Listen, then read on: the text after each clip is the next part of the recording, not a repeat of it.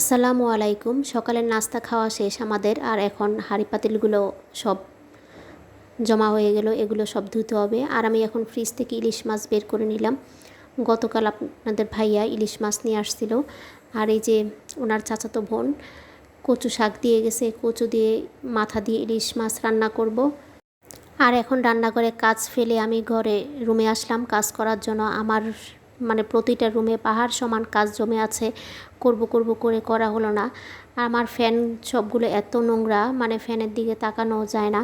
আজকে ফ্যান দুটো পরিষ্কার করব। এই যে আমার একটা এখন পরিষ্কার করা শেষ। এখন আমি আবার অন্য রুমে যাব, এই চেয়ারগুলো নিয়ে অন্য রুমে যাব ফ্যান পরিষ্কার করার জন্য।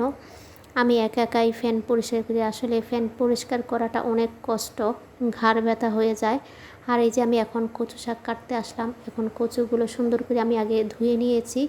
আমি কচুর উপরের খোসা সহই সুন্দর করে ধুয়ে খোসা সহই আমি কেটে সিদ্ধ বসাবো, তাহলে তাড়াতাড়ি সিদ্ধ হয়ে যায়। আর এখন আমি আমি কিন্তু কচু শাকটা সিদ্ধ দিয়ে দিয়েছি লবণ দিয়ে। আর এখন সুন্দর করে হাঁড়ি পাতিলগুলো সব ধুয়ে নিচ্ছি। আসলে প্রতিবার খাওয়া দাওয়ার পরে কতগুলো হাঁড়ি পাতিল জমে, এগুলো সব ধুতে ধুতে জীবনটা শেষ। আমি কিন্তু কাজকে অনেক ভয় পাই, কিন্তু কাজ আমার পিছু ছাড়ে না। কি করব, বাধ্য হয়ে কাজ করতে হয়। নিজের সংসার নিজেরই করতে হবে। আর কাজের বুয়ার হাতে কাজ করালেও সুন্দর মতো নিজের মতো করতে পারে না, আবার আমার করতে হয়। এজন্য বাধ্য হয়ে নিজেরটা নিজেই করি। এখন আমার সব কিছু ধোয়া শেষ। আমি প্লেটগুলো সুন্দর আলনার প্লেটের স্ট্যান্ডের মধ্যে রাখবো। আর কিছু টিফিন বক্স আছে, এগুলো আমি বাহিরে রাখবো। বারান্দার মধ্যে আমার একটা র্যাক আছে, সেই র্যাকের মধ্যে রাখি। আর আমি বারান্দার মধ্যে আমাদের বেসিন আছে, ওইখানে ধুতে আমার খুব কষ্ট হয়, এজন্য আমি ওইখানে বেশি ধোয়াধুয়ি করি না। আমি রান্নাঘরের ভিতরে বেসিনের মধ্যেই ধুয়ে নিই সব কিছু। কাজের বুয়া যখন হাঁড়ি পাতিল ধোয় তখন বাহিরে ধোয়, আমি ঘরের ভিতরে ধুয়ে নেই সব। আমি এখন মাছটা কেটে নিচ্ছি। আর এদিক দিয়ে ছেলে আমাকে ডাক দিতেছে ছেলের স্কুলের ড্রেস বের করে দেওয়ার জন্য, কারণ ওর এখন পরীক্ষা, 12টার সময় পরীক্ষা দিতে যাবে। এজন্য আমি মাছটা কেটে আবার ছেলের কাছে চলে গেলাম। এই মাছটায় 4 পিস, আর মাথার লেজ। আর এটা কে কে পছন্দ করেন, আমার তো খুবই ভালো লাগে। আপনাদের ভাইয়াও পছন্দ করে, আমিও করি।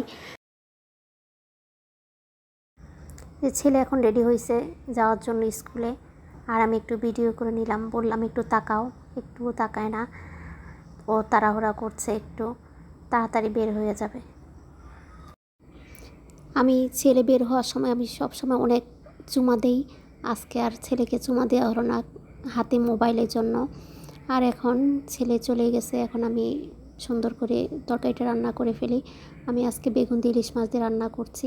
আপনাদের ভাইয়া বেগুন দিয়ে ইলিশ মাছ পছন্দ করে, কিন্তু আমার বেগুন জিনিসটা আমার ভালো লাগে না। আমার একটু বেগুনে অ্যালার্জি, এই জন্য আমি বেশি পছন্দ করি না। আর এই যে আমার এখন রান্না শেষ, বেগুন দিয়ে মাছ। তরকারিটা অনেক মজা হয়েছে। আর এখানে মুরগির মাংস ছেলের জন্য গরম করলাম। আর আমার ইলিশ মাছ দিয়ে কচু শাকটাও রান্না করা শেষ হয়ে গিয়েছে। এখন আমি সুন্দর করে রান্নাঘরটা মোছামাছি করব। মুছতে অনেক টাইম লাগে।